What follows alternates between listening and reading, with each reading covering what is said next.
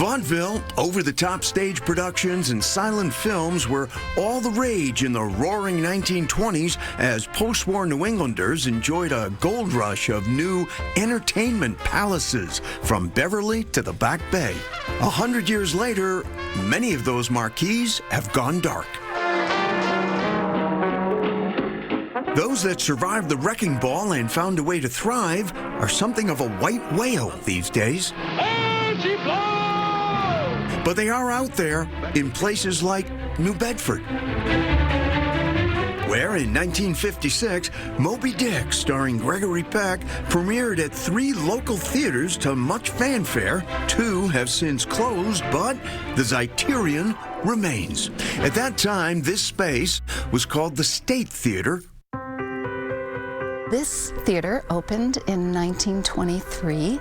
It was the last theater of about 17 theaters in the city of New Bedford, fresh off being the richest city in the world per capita, and it matched its grandeur at the time. Rosemary Gill is president and CEO of the theater. It was in her previous role as executive director of programming that she first saw signs that the theater was in decline. The building was very, very tired, and our patrons were not happy with a lot of the experience that they were having in this building. So we started thinking about a renovation, and that led us to this big $37 million project. This was brought down to the dirt, to the point where we even had a little bit, I think we called it, like Zeiterion, somewhere up in this area. There was so much groundwater that we were hitting. Nicole Downen-Maruzzi is VP of Strategic Advancement. There were very large machines in here, which is shocking to see in the middle of a theater.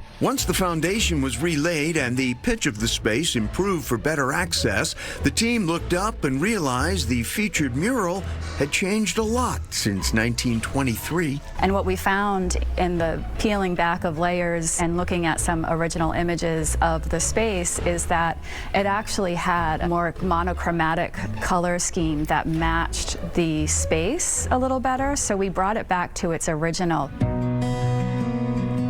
For greater access to the ceiling, the team constructed an epic scaffolding that raised artists to just 6 feet below the aging murals and rosettes. Some of those rosettes were carved by hand by the artisans up there. This space just exceeded our wildest expectations. The chandelier is the crown jewel of the room and just came out so beautiful now that she's all cleaned and rewired and put back into her place and really just singing like she did in 1923. Like many restorations, not every element has a historic record. Some things have to be recreated from scratch. So we didn't have exactly a picture of what the original seats looked like, so our architects and our interior designer did the best they could to pick up elements of the architecture in the room that we think absolutely honors the history of the space.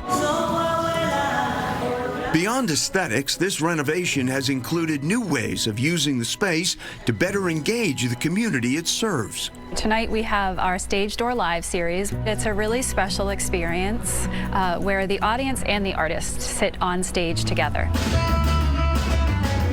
Tonight's artist is Quattro player Fabiola Mendez, who, true to the Zeiterion's mission, uses this concert to create community and an intimacy that still draws in patrons after 100 years. The sky's the limit, and we truly are throwing open our doors and hoping that the community comes in. And when you visit the Zeiterion, be sure to take notice of the new marquee. It sounds obvious that a theater would have one, but the theater removed the previous marquee in 2014 when restoring some brickwork, and it never went back up. In the interim, it wasn't uncommon for patrons to call for directions right outside of the theater because it wasn't marked well. The new digital marquee solves that problem, and it is a tough one to miss.